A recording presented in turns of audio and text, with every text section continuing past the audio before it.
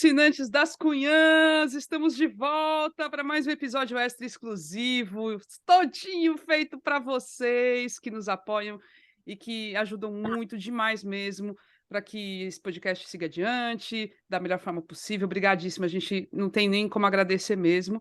Claro que hoje estamos aqui com a queridíssima Inês Aparecida, a favorita de todos! Vai, Inês!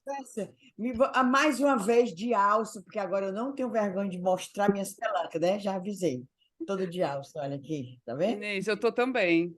Eu tô também. Calor demais, pelo amor de Demais. Deus. Pois é, Ave Maria. Aff, Maria. Não, e hoje o dia tá quente, tanto a temperatura do tempo como, né, as notícias. Mulher, foi muito bom. É aquilo, né, Eble Rebouças? Assim, jornalista, eu sempre digo para os alunos, não basta ser bom, apurar bem, tem que ter sorte. E a gente marcou a live no melhor dia, né? Para comentários quentíssimos, né? Ave Maria. Rapaz, eu acordei, abri os olhos, já foi o cônjuge dando a notícia, né? E quem foi que disse que eu consegui trabalhar e estudar direito hoje? Se eu tiver trabalhado com o meu orientador, não esteja escutando, se Deus quiser, mas se eu tiver trabalhado 2, 3 horas hoje, foi demais. O resto era só ali alucinado. Foi um dia bom, um dia importante, né? E eu começo também agradecendo aqui a galera todinha, quem está aqui na gravação, quem vai só escutar depois. Muito obrigada, meu povo. É demais ter assinante. Manca, assinante. É bom demais, é bom demais. Ser cunhã. É bom demais. O Ari Júnior já está falando grande dia, é isso mesmo. Grande E a gente dia. tem um convidado hoje, que é jornalista, nosso colega, mas também pesquisador, está metido aí para analisar essas redes sociais loucas aí, digitais, esse mundo da política, que é o Serginho de Souza. Oi, Sérgio, tudo bem? Oi, Camila, oi, Evelyn, oi, Inês. Olha, é um prazer enorme. Estou, assim, no sentido muito honrado de estar participando, de ter recebido esse convite. Então, muito feliz, assim, empolgado com a conversa de hoje. Pois Ei, massa. Sérgio, dá tua carteirada, como diz os meninos do budejo. Dá a carteirada é dizer assim, quem eu sou. Você sabe com quem está falando? Aí, Sérgio Souza. Aí tu diz o que tu é, macho. Vai lá. O povo saber que tu... É sério, É Serginho. sério, dá a carteirada, macho. Diga aí, A vai. Camila, falando sério. Eu te apresentei muito mal, vai. Explique melhor quem é você nesse jogo aqui. Que isso, gente? Nossa, não. Eu inclusive, sou colega e ex-colega de cada uma das cunhãs, né? Assim, a Camila eu encontrava nas pautas, a época que ela era repórter da Folha, né, Camila? Isso. E eu acho que também peguei uma fase tua no Povo, e eu Foi. era repórter do Dia do Nordeste, então a gente, principalmente pauta de governo, a gente estava sempre presente, o presidente, quando estava Lula, Dilma aqui, na época das gestões deles, que eu estava no jornal. A Evelyn e a Inês são... A Inês é minha colega também de trabalho, na assessoria da UFC, e a Evelyn continua minha colega e de doutorado também, né? Então a gente também tem pesquisas que até conversam bastante entre si. Eu tô fazendo doutorado aqui na UFC e estudo aí as redes sociais e a utilização das redes por personalidades de extrema direita, né? Então, assim, como é que eles têm usado essas redes para divulgar suas ideias e alcançar aí os seus seguidores?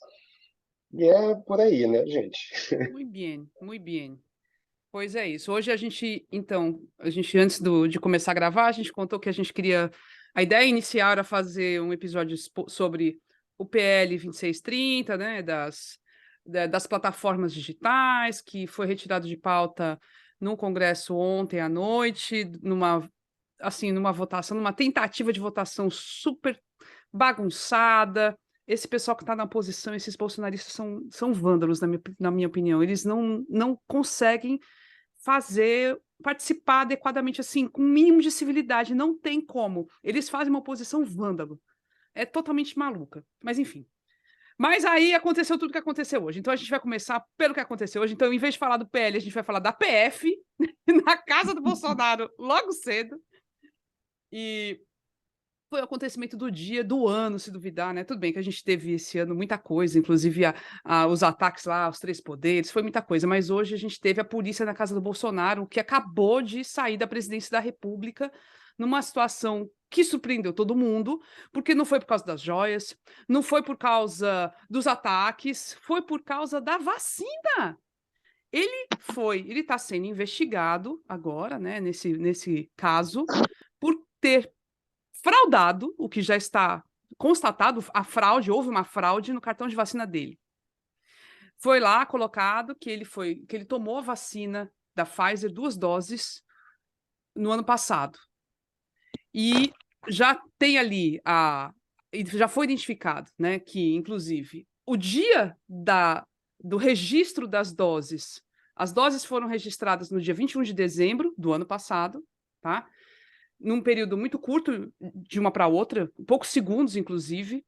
Já foi identificado que, depois disso, uma semana depois, dia 28, houve o apagamento, né?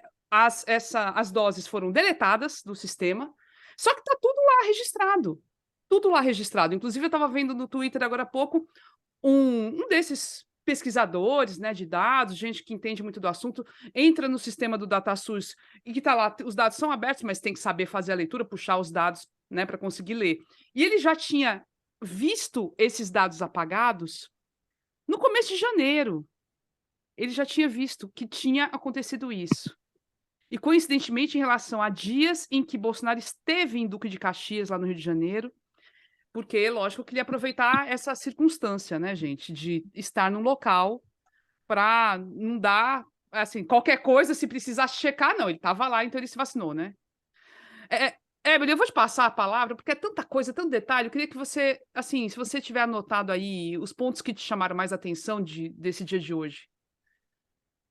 Mulher, eu só me lembrei do Al Capone com essa história, né? Assim, é um gangster, são muitos crimes, né? Muitas evidências de crimes, e aí ele é pego, né? Não foi preso ainda, mas houve uma ação que deve ter desnorteado muito esse grupo, que foi a apreensão do celular, né? Isso, tá todo mundo comentando, né? Para um cara tosco e paranoico como o Bolsonaro, isso é muito cruel, digamos assim.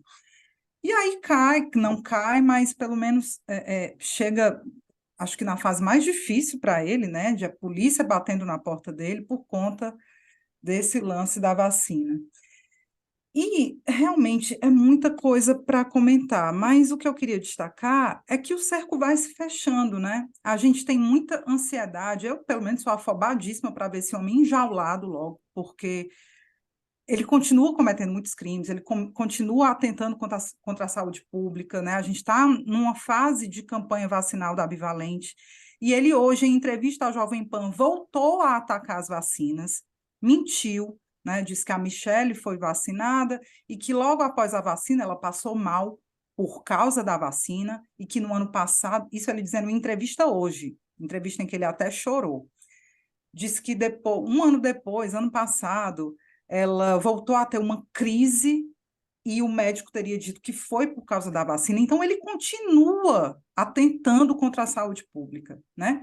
Mas o cerco vai se fechando. E é como você disse, Camila, não adianta ter afobamento, porque são 5 meses só que ele deixou o governo.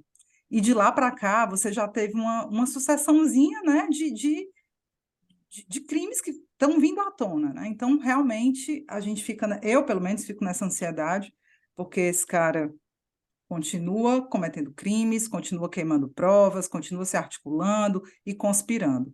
Mas as coisas estão andando, né? Bem ou mal, as coisas estão andando, a justiça tá agindo, e é isso. Tem muito mais coisa para a gente comentar, mas eu abro minha fala nesse sentido.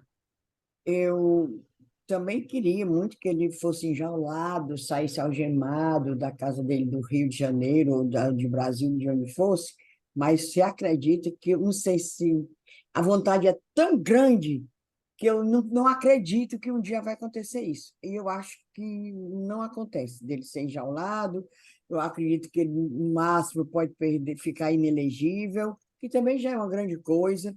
Queria muito que ele ficasse enjaulado mesmo, enjaulado, ele, os filhos dele, toda a facção dele. Ali não é uma família, é uma facção. tudo que ela, a Micheque deve ter tido uma crise, foi gritando com os filhos dele, né? Porque ela é intrigada com tudinho. Bem Tanto lembra, deve ter tossido por causa disso, né, Inês? De tanto gritar. ficou rouco de tanto gritar com aquele. O que ela odeia mais é o mais novo, que tem mais cara de nazista. Aí ela tranca da adega, as coisas, a despensa. Ela deve ter. Porque aquela aparência assim que ela tem, é só aparência, né? Porque diz que ela é barraqueira mesmo, barraqueira de beira de esquina. Pois sim, mas vamos deixar a vida ler. Eu não acredito. Agora, hoje eu achei outro passo importante. Camila está perguntando qual foi o que é que destacou. É, essa história do Ailton Barros pegarem nesse processo, que são cento e tantas páginas da operação de hoje, em uma das páginas tem um depoimento do Ailton Barros, dizendo que sabe tudo.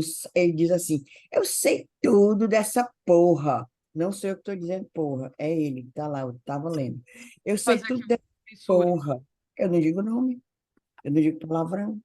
Ah, eu sei, malandro. Fala aquela, ele deve ser assim, daqueles bem malandros. E dizendo que sabe quem foi que mandou matar a Marielle. Agora, eu já estou com medo desse Ailton Barros ser eliminado, né? Como aquele outro que foi eliminado na Bahia. Vocês se lembram? Mas eu achei isso aí muito importante. Se for mesmo a fundo, eu não sei até que ponto a gente pode confiar na Polícia Federal. Aí eu acho legal. E a burrice deles lá, eu acho que eles acreditavam que não iam perder a eleição, sinceramente, porque fizeram umas mancadas. Por exemplo, essa história da falsidade, da falsificação da vacina, foi assim, erraram, botaram um número que era do Rio de Janeiro. O Primeiro número tentaram fazer isso em Goiás, e aí botaram o lote do Rio de Janeiro. Foi, foi, pronto, aí descobriram foi por causa disso. foi. Uma coisa não combinava com a outra. O nome era do Rio e ele se vacinou em Brasília, ou vice-versa, o nome de Brasília, tá entendendo? Foi uma mancada. Mas acho que eles estavam tão confiados que iam ganhar, que não ia perder essa eleição, porque fizeram tudo, né? A gente sabe. Que eles estavam mais também aí chutando o balde. Mas eu achei legal nessa história todinha foi o Ailton Barros, que disse que sabia que foi que mandou matar a Marielle. Então, bora ver. Serginho, uma das coisas que estão chamando a atenção como reação dos bolsonaristas é minimizar o crime, falar agora pronto, o Bolsonaro vai ser preso por causa de cartão de vacina? Então, isso tá circulando bastante, né? Essa maneira de minimizar o fato, né? Como se não fosse crime nenhum, questionando e tudo mais. A PF não tem mais nada para fazer, não, do que ir atrás de cartão de vacina e tal. E o próprio Bolsonaro parece que vai usar como estratégia, tipo, não sei de nada. Se alguém fez isso, não fui eu. Vai jogar a culpa lá para o Mauro Cid, né? Como é que tu tá vendo essa primeira repercussão inicial nas redes, né, do que tu pôde acompanhar hoje? Sim, eu acho que, Camila, antes de comentar isso, antes de falar sobre essa repercussão, assim, eu acho interessante a gente pensar como, lembrar um pouquinho como ficou ali a cara do Bolsonaro quando ele perdeu as eleições e aquela angústia que a gente via, aquele claro medo que existia na cara dele, né, de pensar o que é que vai vir pela frente agora, né? Ele tinha muita certeza de que ia ganhar. E perdendo, ele perde o controle da dinâmica das coisas, perde o controle da ordem que as narrativas vão ser dadas, né? Então, a gente agora, do que depois das eleições, são quantos meses? Já 7 meses? 8 meses depois, a gente está começando a ver essa, como digamos, sei lá, essa caixa de Pandora aí sendo aberta, né? Assim, as primeiras coisas vão surgindo e vão revelando um pouco por que tanta preocupação, não é, dele, por que ele ficou tanto tempo calado, por que ele fugiu lá para os Estados Unidos, né? Então a gente começa a ver isso. Eu acredito que você falou aí dos internautas estarem minimizando isso. Bom, isso é um dos fatos. A gente sabe que a gente vai encontrar mais coisas. A gente sabe que aí naquele telefone que ele ficou com medo de que ele não quis dar a senha, tem muita coisa ali a ser revelada, né? Então, a gente sabe que isso é o início de muita coisa ainda a ser descoberta. E é interessante também a gente ver que são, além do crime, que caso seja confirmado aí, da fraude nesses cartões e da participação dele na fraude, a gente vê que além nessa conexão com a Covid, e é interessante falar sobre isso, porque, por acaso, a minha pesquisa também é sobre Covid. Eu analiso como a família Bolsonaro, as narrativas da família Bolsonaro sobre a Covid nas redes sociais, em específico uma rede social que eu estou estudando, que é o Telegram, a gente pode falar depois sobre isso. Então, assim, como por acaso eu estou também estudando isso, e a gente vê, eu vejo duas coisas, né? Além dessa fraude, existe, assim, essa persistência no negacionismo que foi demonstrado ali desde o início da pandemia, né? Como em um período em que o Brasil estava ali pipocando de casos e de mortes e se tornando o segundo país do mundo com o maior número de vítimas da Covid, no meio daquilo tudo, ele ainda estava disseminando a dúvida sobre a eficácia das vacinas, né? Assim, defendendo tratamentos que já eram comprovados que não tinham eficácia. Então, até ele manteve essa narrativa por todo o tempo, e é engraçado como a gente, acompanhando as redes sociais, no caso, as redes sociais dele, aí eu estou falando de Telegram, estou falando de Instagram também, como ficou nesse período, principalmente, existe uma cobrança muito grande, houve, né, da sociedade, da imprensa, por uma ação do governo em relação à compra de vacinas, à distribuição de vacinas. A comunicação ficou bastante, digamos assim, difusa, ficou bipolar, ficou esquizofrênica, porque ao mesmo tempo em que ele estava lá como pessoa defendendo as convicções dele e mostrando que não acreditava na vacina e defendendo a cloroquina, seja lá o que for, ao mesmo tempo as próprias redes dele estavam mostrando que o governo estava distribuindo vacinas. Então fica aquela confusão. Como assim? Ele é contra, mas está aí dizendo, mas enfim, ele era um presidente de um país que precisava dar uma resposta. Assim, as instituições precisam funcionar, até independentemente de quem está à frente, porque precisaram funcionar. Eu acho que o Brasil acabou tendo que funcionar. O SUS funcionou independentemente do Bolsonaro durante todo esse período de pandemia. Então, assim, a gente sabe que por mais que a direção do país vai determinar muita coisa, existem servidores concursados que estão cumprindo seu trabalho, existe todo instituições mais consolidadas que conseguem fazer um trabalho, né? Então, assim, as coisas estavam acontecendo mesmo à revelia dos posicionamentos dele. E aqui a gente vê ele voltando vê o tema da Covid, né? Voltando. A gente já estava assim, já está meio que, por mais que a gente esteja aqui nesse processo de um novo processo de vacinação, um novo período de vacinação da bivalente, a discussão da Covid já não é mais um tema que está aí ocupando todas as manchetes como estava até ano passado, retrasado, né? Mas aí agora ela volta com força quando a gente vai vendo o que é que aconteceu ali, né? A gente vai revelando as mentiras que foram feitas, possíveis fraudes. Então, assim, não tem como minimizar isso, sabe? Não tem como minimizar esse comportamento dele diante de mais de 700 mil mortes que aconteceram no Brasil, que tem uma culpa do presidente por desacreditar na vacina, por não fazer uma campanha de verdade de conscientização da população e por não comprar vacinas em tempo, por não tomar ações, né? Então, assim, a gente não tem como minimizar isso. E a questão do cartão de vacina é mais um dos elementos de toda essa história aí que a gente tem que acompanhar. Aqui, Certo. só contar aqui a Estefânia dizendo que quem diria que o Zé Gotinha vai ajudar a ferrar o Biruliro. Isso realmente foi engraçado. E a Mara Reinaldo, que está também em duas telas aqui, dizendo que o Jornal Nacional ficou hoje com 22 minutos metendo cacete no Bolsonaro e foi pau. É isso. Diga, Ebre, passei.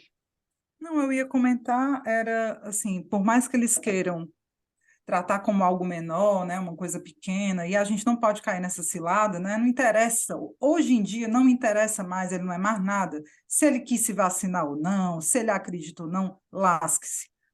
O foco não é esse, eles vão querer puxar para isso, mas o foco é que ele cometeu crimes, né, ele cometeu crimes, ela não queria se vacinar, não, pô, não se vacinasse. Agora, daí a mandar o ajudantezinho dele, fraudar o sistema de saúde é outra coisa. Assim, um sinal de que não é uma coisa menor, e é muito bom que ele tenha, que o momento mais difícil para ele seja relacionado à vacina. Porque, pelo menos eu assim entendo, o Bolsonaro perdeu a eleição, na minha opinião, muito por conta da pandemia, né? Eu acho que se ele tivesse tido outra postura naquela pandemia, ele talvez tivesse ganhado esse diabo dessa Tem eleição. muita gente que tem essa Então, avaliação. Tem sentido. Então, ele foi muito mal visto, a conduta dele foi muito mal vista, ele, inclusive, pediu desculpa depois, disse que se arrependia de ter, né, falado certas coisas. Então, trazer essa história à tona, assim, eu acho que é muito ruim para a imagem dele, por mais que eles estejam aí desesperados, querendo tratar como uma coisa menor, mas é mais um crime que ele comete em relação ao tema que é mais sensível a ele, que foi a conduta dele na pandemia. Então, assim, não é menor, não é besteira, e vai pegar muito mal para ele essa história. Claro, tem os bolsominion que vão, enfim, Já pode deve. acontecer o que acontecer, não vão mudar de ideia, né? Mas eu acho que para a população mediana ali, mais moderada em geral, eu acho que, sabe, aumenta o nível de ranço, dá uma aumentada. Um baitinga desse ainda foi negócio de fraudar cartão de saúde, sabe? Eu acho que foi a melhor coisa para pegar ele nesse momento, foi isso. Evelyn, quando tu fala que se lembrou do Al Capone, também lembrei dele, mas pelo seguinte, porque o Al Capone matou dezenas, centenas, né? Para ele matar era daqui para ali, né? Ele não gostava da cara, pá, dava um tiro. Mandava os capangas dele dar um tiro. Mas ele não foi preso por isso, ele foi preso porque sonegou imposto. Não é por isso que eu lembrei da história. Foi por isso. Aí ele sonegou imposto, que seria uma coisa menor na época, né? Uma coisa menor, Isso. e acho como agora estão tratando não vacinar-se como uma coisa menor. Mas aí já não é, já entra nesse caso que é fraudar todo o sistema de saúde nacional. E vai andando, vai caminhando, porque é um monte de gente. O ofício, a íntegra do ofício que o STF tem lá, é tanta gente, mulheres, menino, um monte de gente É um relacionada. esquema mesmo, né? Grande. E Não tem... só isso. Diga. Não, continua, Inês. Não, estou dizendo é isso, que não é coisa menor. Foi ótimo você começar a puxar o fio por conta dessa história da vacina, porque a gente vai descobrir mais coisas. Vamos acabar descobrindo, é isso que eu torço muito, por conta dessa fala desse Ailton Barros, descobrir isso, porque alguém vai dizer, porque a gente sabe também quem é o Bolsonaro. A gente sabe que ele abandona a gangue dele, né? Ele já abandonou quantos no meio do caminho aí? Aquela outra que acampava, que tinha um nome esquisito, uma loura, aquela outra. Ele vai abandonando, já abandonou o Zambelli, ele está abandonando, ele abandona. Aí, se ele abandonar esses aí, inclusive ele já está dizendo, se fizer, não fui eu, na hora não fui eu, não foi mandado. Não é não? Pois é, aí eu acho que vai ser legal, tá entendendo? Eu acho que vai ser bom é isso, porque a gente sabe como é a atitude dele. Ele não é como assim, um mafioso, ele é tão nojento que nem para ser mafioso ele presta, porque mafioso, pistoleiro, tem ética, ele não tem. Pode reparar, A ética entre eles, né, pelo menos, né, de proteção. Finado Mainha, tá, o Finado Mainha é Não, pistoleiro? ele já tá, porque assim, quem foi que comentou logo no começo, que a Michelle foi logo pro Instagram dizer que eu fui a única a me vacinar em casa. Como se isso, e muita gente interpretou, olha, ela tá entregando o Bolsonaro, olha aí. Mas não é isso, não é isso. A defesa dele tá baseada justamente nessa perspectiva de que ele realmente sempre disse que não se vacinou, e que se alguém fraudou, se alguém botou alguma coisa no cartão de vacinação dele, não é culpa dele, ele não sabia. Ele não se beneficiou disso. Ele vai usar essa estratégia. E como, inclusive, um dos elementos que conseguem ver nesse sistema do DataSUS é que o momento em que o cartão de vacinação foi baixado, foi feito o download e foi impresso. E foi feito isso num IP localizado no Palácio do Planalto. Então, se cair no colo realmente do coronel Cid, o braço direito, o Tenente-coronel, tenente-coronel, pronto. é maior do que coronel. Eu Se não cair sei. no colo dele, pode ser que ele caia, que ele se ferre sozinho. Agora, você está falando uma coisa, Inês, que para mim é muito intrigante, e eu vou trazer outra intrigância do Ari Júnior também. Uma intrigância, para mim, é muito intrigante, que esses caras que o Bolsonaro larga no meio do caminho, esse povo continua sendo fiel a ele. Isso é muito intrigante para mim. Outra coisa, aí o outro ponto que o Ari coloca aqui, o Ari Júnior coloca, é que um cara desses que não tomou vacina, negacionista pra caramba, não andava de máscara, não morreu de Covid. Né? Nem complicou, né? Mas infelizmente a genética até explica isso, né? Tem gente que Não, tinha mais propensão do que outras. não, mas a questão é que ninguém dorme com ele, a gente não vive na casa dele. Ele É. não desaparecia, porque trabalhar, ele não trabalhava, né? Ele não desaparecia dias. Não sabe lá se não estava doente. Aquelas invenções de se internar com o negócio de que comer um camarão com casca, porque deu nó nas tripas. O que era aquilo? Eu sei, um Covid. Pode ter tido complicações que a gente não ficou sabendo, né? Ninguém dorme com ele, ninguém vive na casa dele. Tinha oxigênio no palácio, ó, quem tá lembrando aqui, ó. Que tinha oxigênio do lado da cama dele, né? Que foi uma das coisas que a Janja viu.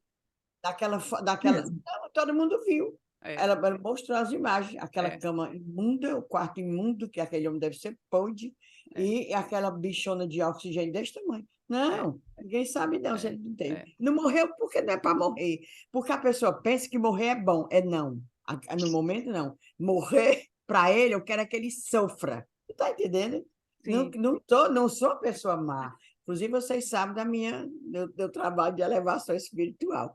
Mas é muito melhor ele aqui vivo, sofrendo. Está entendendo? Eles estão fazendo, assim, e nesse ponto aí, de fato, cara, o Xandão não dá ponto sem nó. Tá tudo indo devagar, né? Bolsonaro poderia ter sido preso hoje, porque, enfim, tinha elementos, mas estão indo devagar, né, para fazer a coisa do jeito certo. E essa coisa aí que tu colocou como intrigante, né, Camila, já que a gente está aqui elucubrando, imaginando e tal, eu também eu acho incrível que essa galera se mantém leal a um foleragem desse que não tem nada a oferecer, mas tem. O Bolsonaro tem muito dinheiro, meu povo. A pessoa que fazia rachadinha, né, que roubou de tudo quanto é jeito, que ia, é muito dinheiro que esse homem tem. Meu cônjuge tem uma tese que eu concordo plenamente. Toda vida que ele aparecia com um leitezinho condensado, uma margarina, ele estava ganhando dinheiro dessa galera, um jet ski. Aquilo ali que ele fazia não era de graça, cara. Ele tem muito dinheiro, então eu acho que ele acaba comprando mesmo o silêncio desse Era povo. público. Era Mas público. tu tá pelo lado bom, mas eu tô pelo lado ruim. Eu acho que Do medo, né? ainda fica com Do ele, medo. com medo, minha filha, porque sabe que o negócio ali. Pronto, basta pesado, você pesado. ver, vamos lembrar aqui agora, também, de onde é que sai essa mundiça todinha da Baixada Fluminense, de Caxias, dos milicianos. Mulher, ninguém briga com miliciano, não. Ninguém briga, não. Ó, minha caneta gato, eu também conto. Aí é. Olha que coincidência. Não, a gente ganhou lá no dia do Megif. Sim, eu tenho adorado. Mas, Inês, deixa eu aproveitar esse gancho aí para lembrar. É medo, esse pessoal tem medo. Eu queria, assim, ó, sobre isso, só um pitaco aí sobre essa questão de que, independente do fato que venha a ser revelado, sempre vai vir, sempre a turma vai ter aquela turma que vai minimizar ou vai tentar mostrar, não é bem desse jeito, mas... Porque, gente, a gente também não pode negar que o Bolsonaro, ele é a expressão máxima dessa nova força política que surgiu no Brasil, dessa direita radical. E quando... É tão absurdo porque, assim, essa nova direita, ela assume o nome... essa ideologia assume o nome desse personagem, é chamado de bolsonarismo. Então, se essa que é a maior força política de direita do Brasil ela é o que leva o nome de Bolsonaro. Quando esse nome, Bolsonaro, se ele cair em descrédito, é como se toda uma ideologia passasse a não fazer mais sentido. Então, assim, é claro que vai ter uma minimização desses fatos, uma eufemização dessas questões, porque eu acredito que enquanto não chegar em pontos que sejam realmente cruciais para esse tipo de ideologia, e aí a gente chega já quais são esses pontos, sempre vai ter uma passada de pano. Porque, assim, por exemplo, as principais bandeiras aí que, que unem essa direita com uma parcela mais popular e uma parcela principalmente conservadora e religiosa, é essa questão cristã. Se esse link cristão se quebra, aí é uma coisa séria. Ou, por exemplo, questões ligadas a temas mais conservadores morais, por exemplo. Se descobrem, por exemplo, que um vídeo do Bolsonaro na cama com outro homem. Aí pronto, aí acaba É o o bolsonarismo. sonho. Como é? Aí acaba, porque essa ideologia está muito calcada nesses valores conservadores e nesses preconceitos também. Então, se a imagem do mito, do imbrochável, do machão, se perde, realmente aí se perde o que o cal, né, dessa ideologia. Agora, quando a gente encontra questões como essa, e que, enfim, não vai destoar muito dos posicionamentos que Bolsonaro já vinha mostrando desde a pandemia, de negacionismo, isso que acontece aí não está destoando tanto dessa visão dele negacionista. Mas esse tipo de questão, eu acredito que sempre vai ter uma passada de pano, sabe? Enquanto não chega nessas questões mais cruciais que conectam essa ideologia, que são questões ligadas a esse moralismo, assim, essa turma permanece unida. E também é importante lembrar, eu acho que aqui a gente conecta com aquele tema aí da PL, é que, assim, a gente está falando de repercussão, mas até essa repercussão é difícil de ser mensurada, porque a gente sabe que esse movimento trabalha muito com bots para manipular e o que é que está saindo nos trend topics. Então, assim, são fábricas de levantar alguns trend topics, alguns tópicos, para que algum posicionamento seja levado aí adiante para demonstrar que a população está discutindo aquilo, e muitas vezes não é a população que está discutindo aquilo, são robôs que estão reproduzindo comportamentos, são fazendas de cliques, né, que são grupos que trabalham fazendo esse tipo de divulgação. Então, não é uma coisa necessariamente orgânica. Nem sempre é muito difícil você mensurar se essa repercussão ela é orgânica. Às vezes a gente vê, inclusive, teve vários casos, e no Twitter é fácil você perceber isso, porque aí o Twitter tem essa ferramenta do Trend Topic, que às vezes você vê, sai alguma notícia negativa para o Bolsonaro. Aí, às vezes, logo depois surge uma positiva, uma hashtag defendendo o Bolsonaro, e às vezes teve alguns casos em que, não lembro exatamente como, mas saía como Bolsonaro, assim, com um erro de grafia, e aí estava lá em cima dos trend topics. Como é que pode todo mundo escrever errado aquilo ali? Claro que não foi todo mundo escrevendo errado. É claro que aqui foram robôs que foram programados com um erro, e aquele erro foi reproduzido, porque era uma reprodução robótica. Então, a gente sabe que também é difícil a gente mensurar o peso dessa repercussão, né? Rebouças, tu ia Sérgio, a falar. gente Perdão. mistura o peso pelo percentual as pesquisas. Está entendendo? Nas pesquisas e pronto, no tanto de voto que ele teve no dia 28 de outubro de Não, 22. eu tô falando desse caso específico. Demais, Que, a gente sabe. Eu também vejo as redes deles, né? Principalmente os grupos de WhatsApp. A gente sabe que na mesma hora, por exemplo, quando o Eduardo Bananinha disse que apareceu aquela foto, ele ele assistindo a Copa do Mundo e tal, da maior mordomia. Aí, na mesma hora, quando a galera ia achar ruim, ia criticar, os robôzão dele, os pagos, aquele cara de cavalo e outros, já botam, já inundam as redes dele, dizendo que não, que ele tinha levado era um pendrive, que daqui a 48 horas a todo o exército do Catar ia enviar. É no instante, é no instante. Tem essa galera idiota, tem essa galera que vai na onda, tem a galera que é aquela que botava o celular na cabeça, mas tem o povo que votou nele, foram 48, E 49%. e por isso, Inês, Dois vizinhos, um aqui, um em cima, que ama, acha lindo, deve estar achando lindo, olha aí que bacana, ele falou o Buller, Deve ter os que estão achando bonito. são iguais, são os que têm raiva são homofóbicos, é a mesma coisa, são iguais. Ele nunca vai deixar de ter, são iguais. Tem essa galera é manipulada e tem esses idiotas, tem essa coisa do robô, mas tem os idiotas que vão morrer.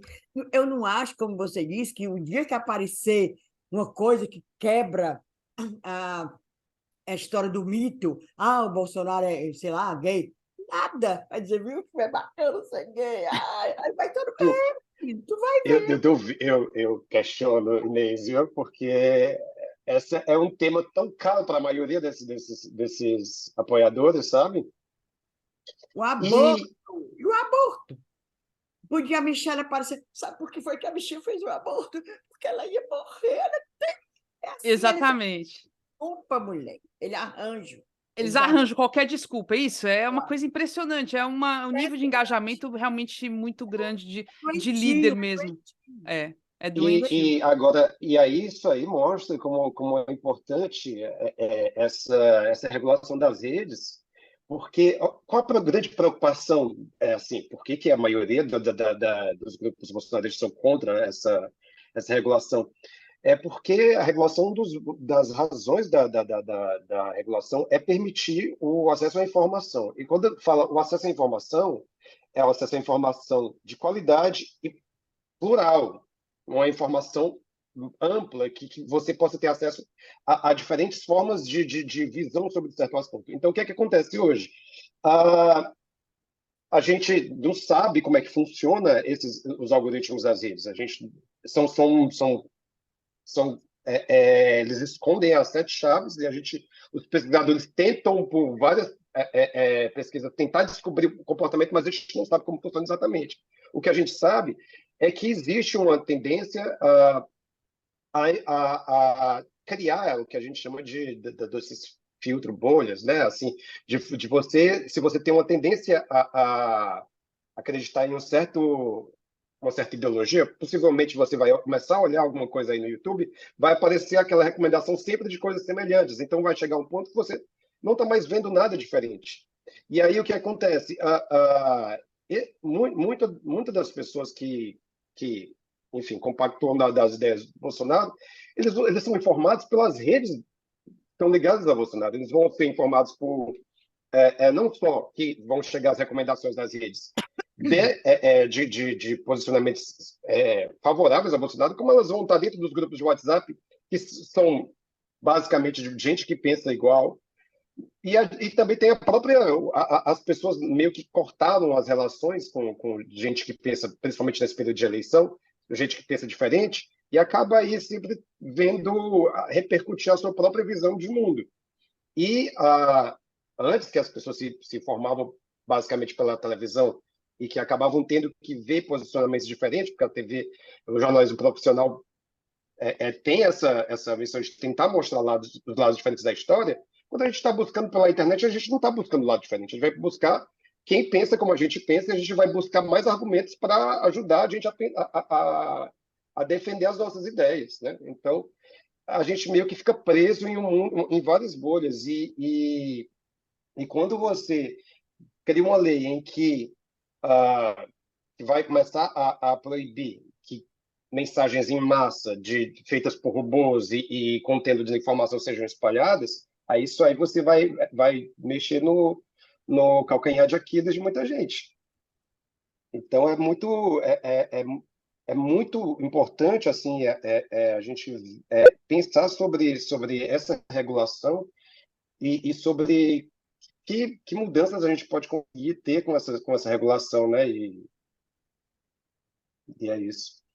Rebouças, tu tinha mais alguma coisa para falar da história do Bolsonaro, né? Ou já esqueceu? Senão eu vou te Não. passar para o PL. Vamos passar para o PL, porque eu acho que eu acabei já falando. Era sobre esse lance da. Que bom que foi sobre vacina, né? Foi. Esse momento mais difícil ter sido relacionado à pandemia. Mas pode passar para o PL, vamos sim. Não, porque a gente, então, no episódio de terça-feira, a gente comentou, né? Acho que foi o principal assunto que a gente comentou no episódio, inclusive, foi o PL 2630, que buscava regular aí as redes sociais, essas plataformas, né? Não, que a gente acha assim, é só as pessoas que vão lá, botam conteúdo, mas não é isso. Como a gente já falou, tem os algoritmos, tem tudo, a estrutura toda é feita com interesses, com uma visão da empresa que quer lucro, então ela vai dar mais visibilidade, vai botar para frente o que gera mais engajamento, que geralmente é polêmica, é mentira, enfim, tudo isso gera muito engajamento, enquanto outras coisas ficam lá escondidas. E nisso tudo, os caras são muito poderosos, e foi inédito o jeito que eles reagiram no dia da votação, né, que foi nessa quarta-feira, foi uma coisa inacreditável. Na terça-feira, foi inacreditável. O Google fez campanha o dia inteiro para detonar, para falar mal do PL, dizendo que ia piorar a internet, falando mentira mesmo, e soltando mentira. A gente viu grupos de pessoas que eram relativamente razoáveis, professores da Universidade Federal do Ceará, com gente falando, essa Globo lixo, olha só, esse projeto é apoiado pela Globo lixo. Gente, pessoas, em tese, apoiadoras, inclusive, do Lula. E que estavam nessa. Falando assim, esse PL é da censura, só quer censurar. Ou seja, a comunicação desses algoritmos foi realmente muito forte. E claramente não querem mexer que nada aqui seja mexido. Só que é uma coisa urgente, urgentíssima, e está sendo mexido em outros locais, e em outros locais do mundo não houve essa reação das plataformas. É uma coisa muito louca, né? O Alckmin está falando aqui, dói diretamente no bolso. Mas não é só no bolso, é no bolso e é no poder, eu acho, sabe? É muito lucrativo. Com certeza o bolso é o principal, mas o poder que eles têm é gigantesco. E, sinceramente, se isso não mudar, olha, tá aí, um novo selo de colônia para o Brasil, colônia dessas plataformas. Manda, Ebele, o que tu acha? Porque assim, tu estava preocupada com essa coisa de ter que votar na urgência, né? Não, não, essa história do adiamento traz à tona várias questões. Uma delas é o poder de articulação do Lira, né? Que não provou-se não estar Falhou. tão forte assim, É, falhou. falhou. E me preocupa muito, sabe, Camila, a qualidade do que pode vir a ser aprovado nesse sentido. Porque esse adiamento, essa resistência, né, esse lobby todo, mostra como as pessoas que estão querendo regular, que estão defendendo o projeto, estão fracas. Está o lado mais fraco, a oposição está dominando o debate em conluio com as plataformas, e eu fico muito preocupada da qualidade de um projeto que vai ser aprovado. Que acabe, sei lá, piorando as coisas, sei lá. Eu queria muito perguntar para o Sérgio se ele está estudando outras experiências, se há alguma experiência de fato boa, que, poxa, aqui está aí, uma forma de regulação que funcionou, que está funcionando, porque o meu medo é, com esse Congresso que a gente tem, a gente acabar votando por votar e votando uma porcaria. Tem uma situação que pode vir a acontecer, né, que na vacância, né, no vácuo deixado pelo Legislativo, o Judiciário acabe tendo que legislar, né, tendo que tomar decisões em relação à regulação das redes.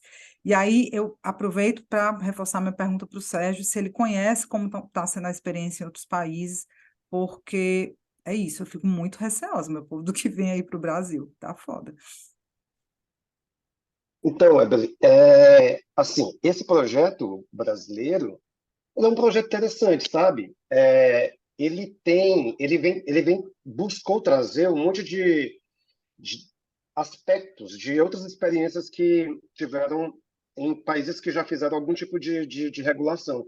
Então, assim, e o projeto que está aqui hoje para ser votado, ele também já passou por um bocado de modificação, e algumas que realmente foram bem positivas. Algumas questões eram mais polêmicas, que foram deixadas de fora. Mas, assim, o que acontece? Não dá para te dizer que exista uma experiência, olha, essa experiência foi maravilhosa, está dando super certo. Até porque as experiências elas são super recentes. As regulações elas começaram há pouquíssimo tempo.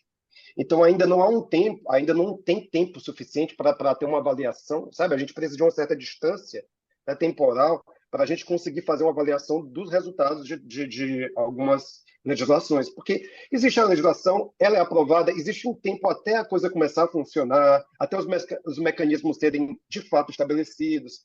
Então, assim, não é aprovou e da mesma hora está funcionando tudo, não. Há um processo. E esses outros países estão em processos. O que acontece? É curioso que, na época que, uma das coisas, das poucas coisas positivas aí da pandemia, que durante a pandemia a gente acabou, eu estou no doutorado e a gente acabou podendo fazer algumas disciplinas em outras universidades do Brasil, porque as coisas começaram a ser online. E eu participei de uma disciplina com um professor que ele é um dos integrantes do INCT, o Instituto Nacional de Ciência e Tecnologia de Democracia Digital, que foi chamado pelo Congresso para elaborar um relatório sobre as experiências de outros países e apresentar o Congresso para a construção de qual seria o modelo brasileiro, né? Então, eles analisaram 8 países. Aí tem a Inglaterra, tem a Alemanha, tem a Índia, tem a Indonésia. Então, são várias experiências diferentes e ele apresenta, e a gente recebeu esse material, discutiu esse material, e é interessante que todas elas apresentam pontos positivos e pontos negativos. Por exemplo, uma das preocupações era, a gente vai regular a internet, a gente precisa regular a internet, mas quem que vai definir, quem que vai mediar isso? Quem é que vai definir que algo é desinformação ou não? Quem vai ser esse responsável? Vai ser o governo?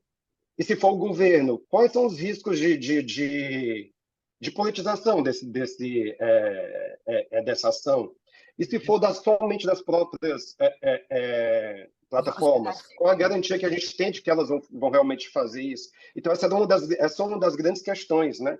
No caso, aqui no Brasil, existia a ideia de se construir era um órgão do governo, não era um órgão do governo, minto, era um órgão que seria um órgão fiscalizador que ia envolver gente do governo, do Congresso, gente da sociedade civil, eram mais de 20 integrantes que iam ter um cargo de 2 anos para ocupar teriam 2 anos ocupando aquele cargo, um mandato, né? Essa medida, ela foi retirada. Assim, isso era uma das questões polêmicas. E é engraçado que quando eu joguei aqui no YouTube para ver o que é que saía quando a gente coloca PL 26, aí aparece, engraçado que aparece muita coisa da direita. Primeiro, logo que eu vi foi um discurso do Eduardo Bolsonaro, falando, o Eduardo Bolsonaro lá gritando, dizendo que era um absurdo essa lei, porque ela ia fazer com que a esquerda ela pudesse falar o que bem entendesse, que ela ia ditar o que seria dito na internet, e que as empresas, as redes sociais, elas iam sair do Brasil. E aí o TSE ia começar a derrubar os perfis que quisesse, o governo judiciário ia se juntar para eles calarem os desafetos deles. Então, esse era... E o engraçado é que, assim, como esses discursos, ganharam muita repercussão, de direita especificamente, e eu achei interessante um post do Janones, adoro seguir o Janones. Ele falou assim, como a esquerda perdeu o fio da meada, como ela perdeu o poder sobre essa discussão.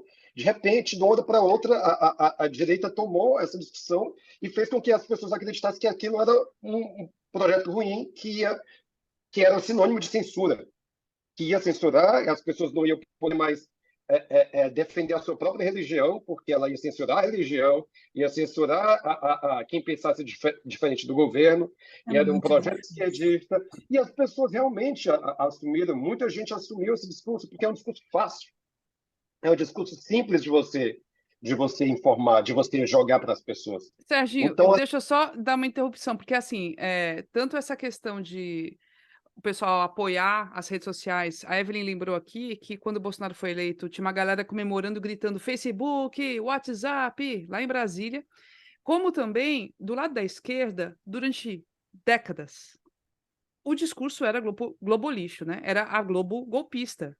Sempre foi. Então, assim, agora, para um esquerdista voltar a falar isso, é fácil, fácil. Ora, se a Globo está apoiando, então é golpe. Então, são as contradições mesmo do discurso, é difícil manter, né? Pensar coerentemente com o que está acontecendo, tentar fazer uma análise mais fria, é difícil. é difícil, por isso que é importante é importante saber falar com a população. E saber falar, falar de uma forma simples, falar de uma forma. A direita ela consegue conversar muito melhor, ela aprendeu a conversar muito melhor com todas as camadas da população, com um discurso muitas vezes Simplificador, né? Simplificador, falseador. Esse é o falseador. problema. E a gente sabe que assim as polêmicas, essas ideias mais sensacionalistas, teorias de conspiração, elas ganham mais destaque. Não. Então, Não. isso acaba se espalhando. Quando a gente espalha o medo, olha, isso vai gerar censura no Brasil, as redes sociais vão sair do Brasil. Isso causa um medo e as pessoas vão atrás dessa informação, né? E as pessoas divulgam isso. Então, é preciso encontrar uma forma de conversar com a população de uma forma simples, de uma forma que seja compreensível.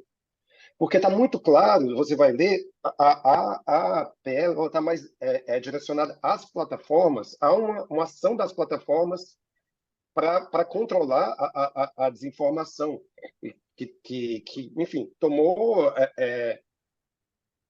proporções absurdas. O Marco Civil da internet aqui no Brasil, ele é de 2014.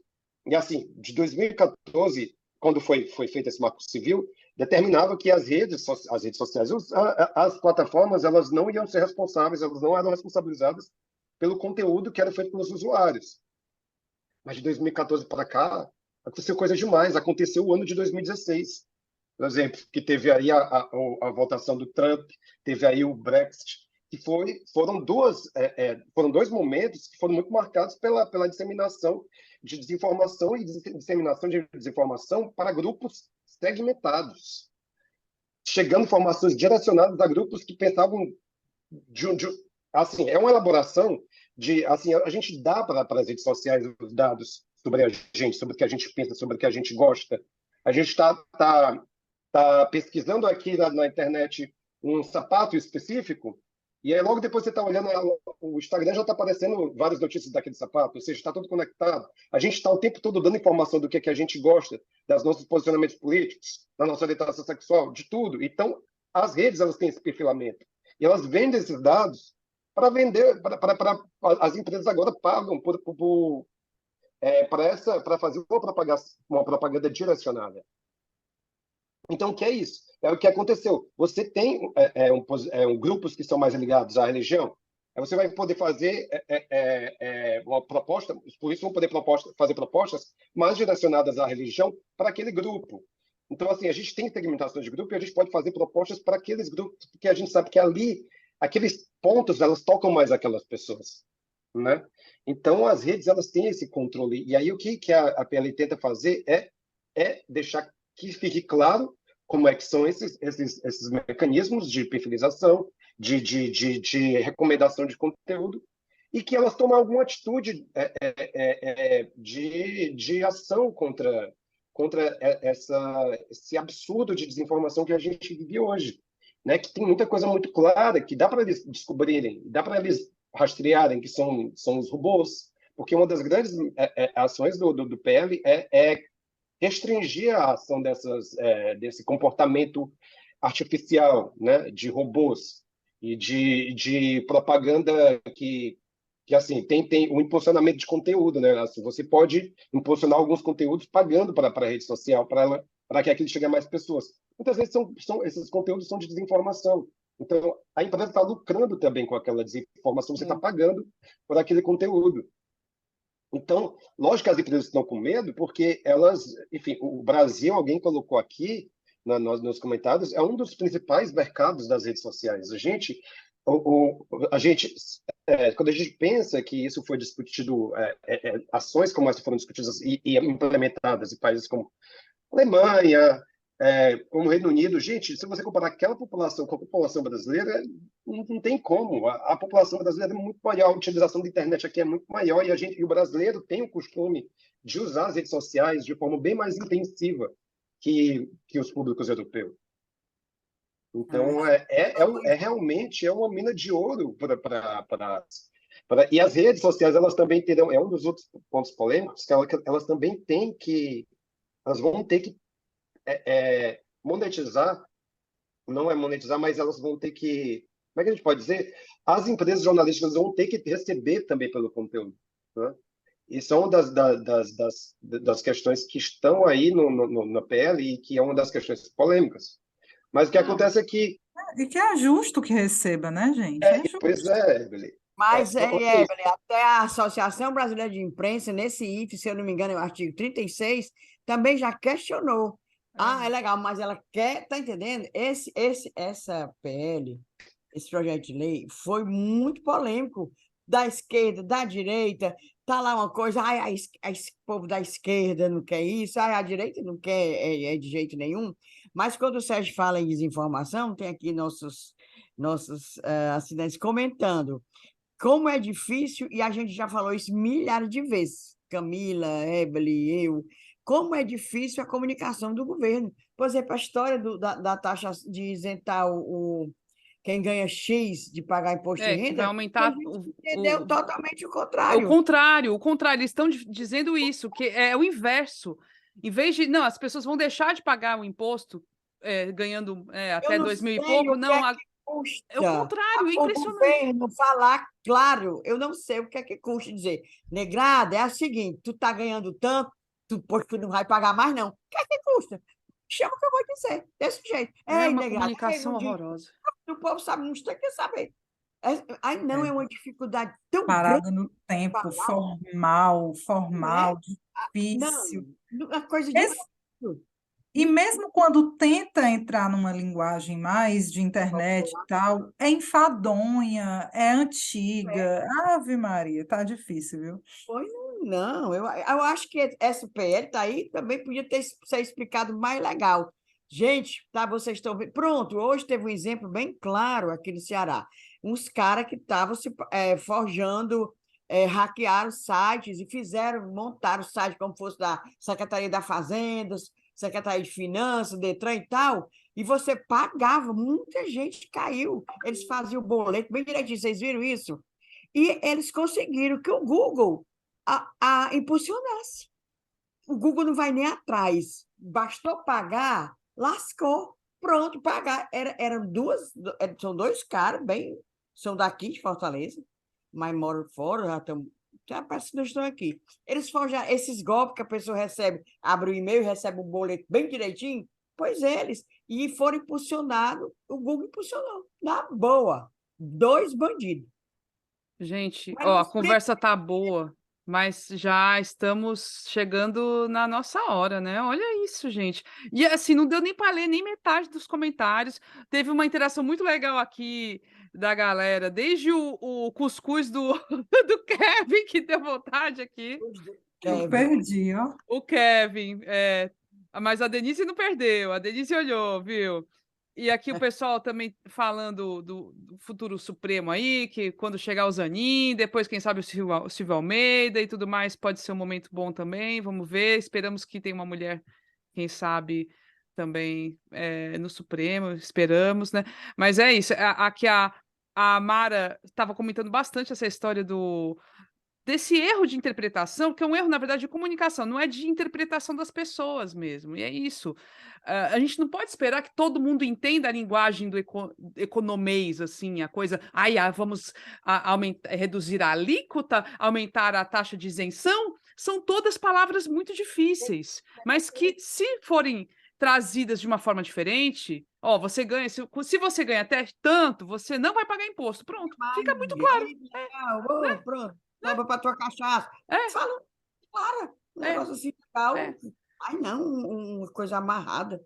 Eu Não. fico discutindo essas coisas com os meus alunos. Eu falo, gente, vocês estão vendo isso? Olha, como estudantes de comunicação, a gente tem que também analisar quando uma comunicação está sendo mal feita. E a do governo Lula, infelizmente, está sendo ruim.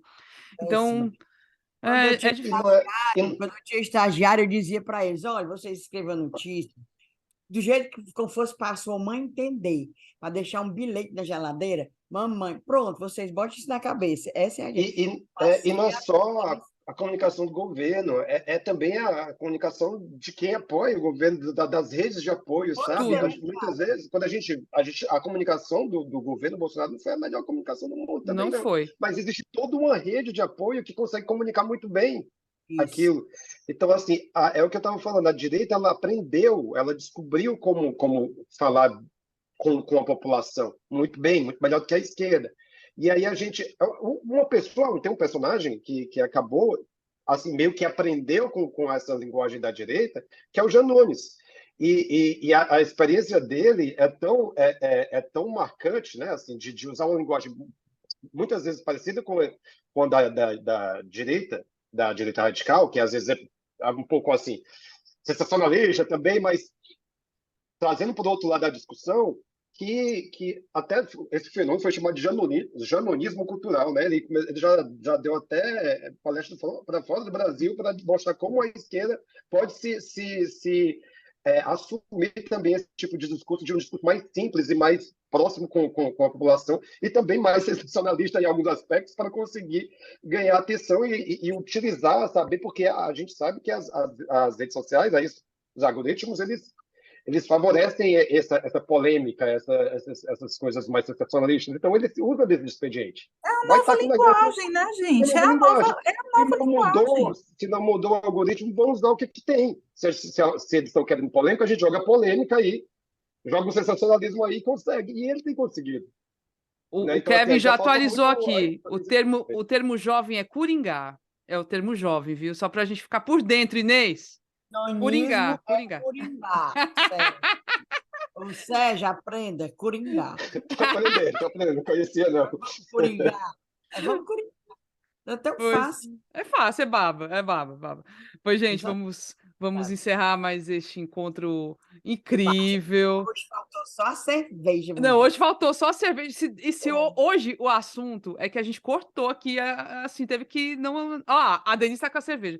A gente não pôde desenvolver como a gente queria, porque, enfim, senão era até amanhã, porque era coisa demais. Então, um cheiro